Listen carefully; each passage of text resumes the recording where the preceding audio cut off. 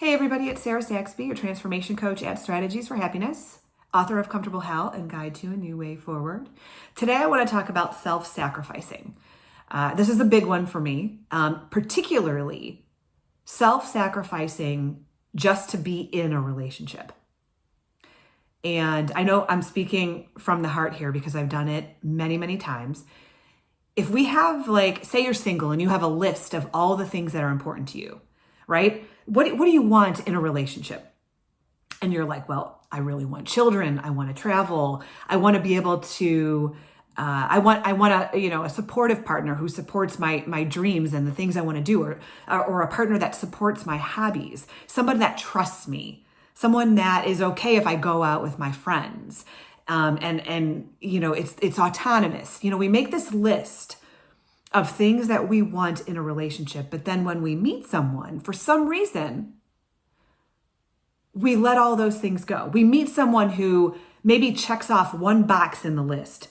And we're like, well, I know it's okay. And then you have a friend that says, dude, why, this person doesn't do any of the things that you, and you're like, yeah, I know, but you don't understand. He's perfect.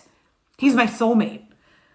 What is it inside of us that makes it okay to still go on with that person? What are we afraid is going to happen if we say, look, if we're honest and we say to that person, I have 50 friends, you have 0. You don't like to go out. You don't like to be social.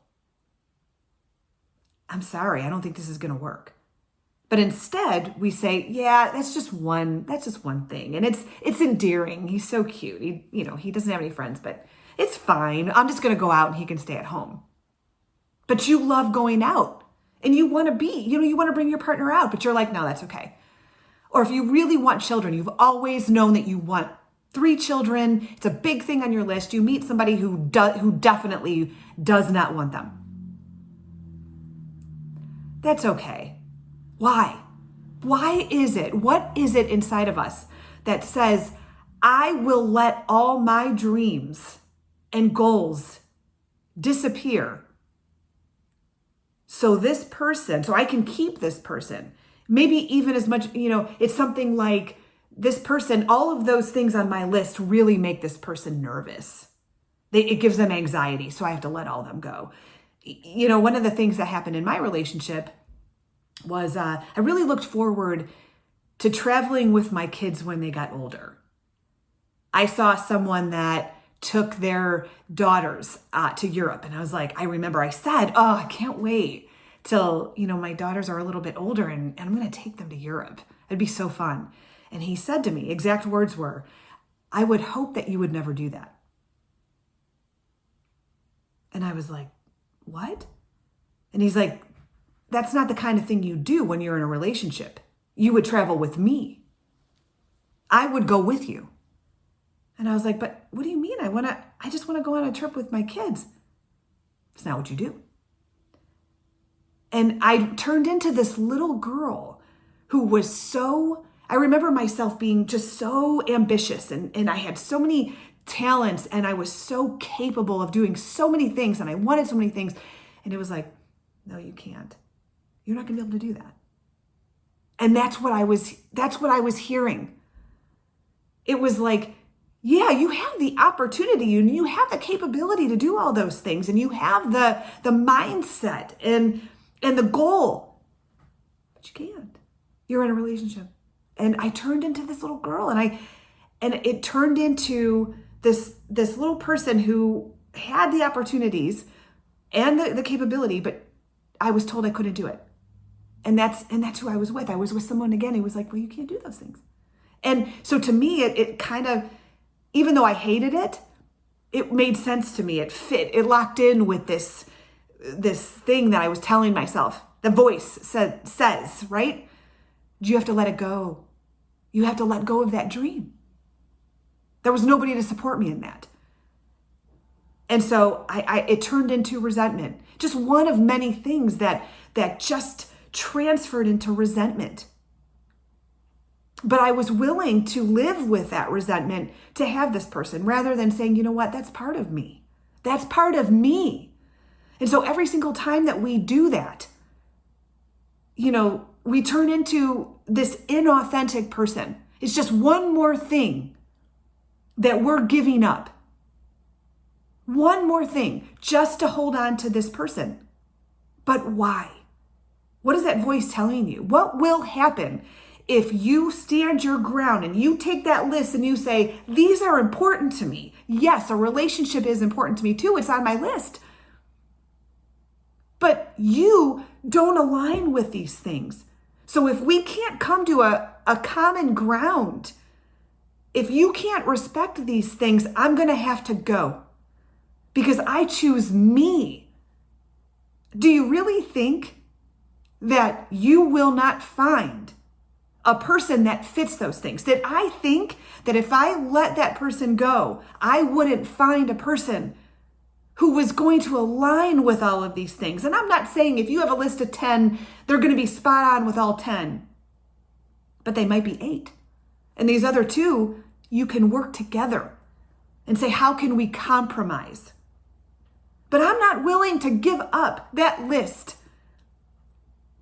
because I am just as important as you are. I am just as important. But what is it inside of you that makes you say, I'm not as important? So I'll just wrinkle up this paper and throw it in the trash just to have this person. It's like we're saying to ourselves, I'd rather live with resentments and hatred and anger rather than give this person up. But we do that. You know how many women I know that just live like another life? It's like they think their husband's an absolute idiot, a moron. And they don't even talk to each other. They're just living side by side, paying bills. Or, you can go out to dinner with them and have a drink. You don't even know what to talk about because you're so misaligned. But at least I have someone living there. At least somebody can fix the dryer if it needs to. Somebody to mow the lawn. That's not living, guys. That's not living. And that resentment turns into some physical ailment. And we're wondering why. Because we have resentment. Because we have hatred. Because we weren't able to stand up for ourselves and our goals and our dreams. Okay, well, I'll do that when my kids graduate. Really? Because I know a lot of people in that position now, and they're floundering. Because, we're so busy. We're so busy doing the non-essential. And when we finally have time, because we don't have time for anything. Trust me, I've said it a million times. I don't have time. I don't have time to do these things that were on my list. I'm busy. Got kids, got soccer, got to take care of the house. And then when you do have time, because you can't tell me that at some point in time during the week you didn't have an hour or two. We fill it with the non-essential. You sit there on your phone or you'll sit there and, look, and then we justify. I work. I do all these things. I want just some peace. I know. But that didn't bring, it just distracted you for an hour. And then you're going to go back into it with your gear, your shield and your helmet and everything. Here we go again. Because we're refusing to stick up for ourselves and the things that we want, the things that would really bring some sort of internal peace. We're settling for temporary peace, which is a glass of wine, pajama pants, and Netflix. That's temporary. Because you're going back into the battleground again tomorrow. In a relationship where you gave up everything, right? Or, a job that you hate. You know how many people I know that hate their job?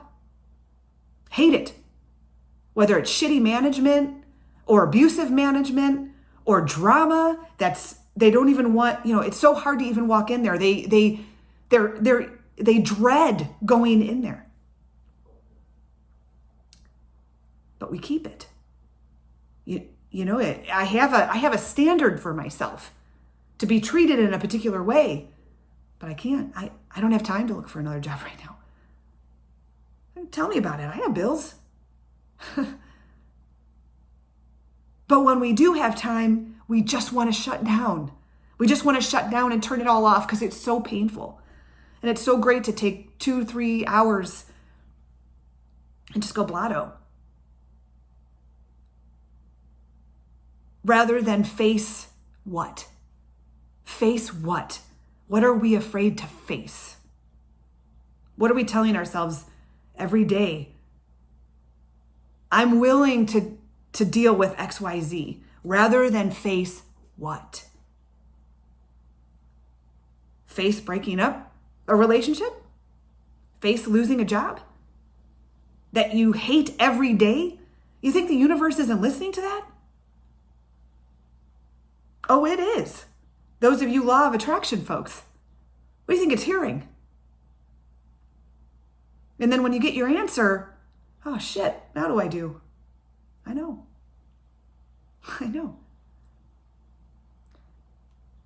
There's more than this, guys.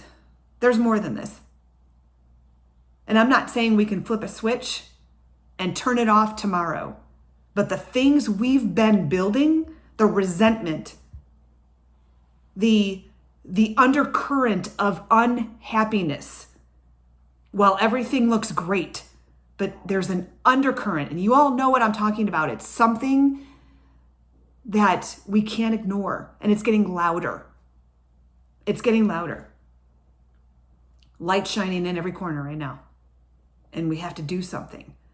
Let's do something before the wheels fall off. Let me know what you think. You can send me an email at sarah@strategiesforhappiness.com. Leave a comment. Happy to hear from you. Thanks, guys. Bye.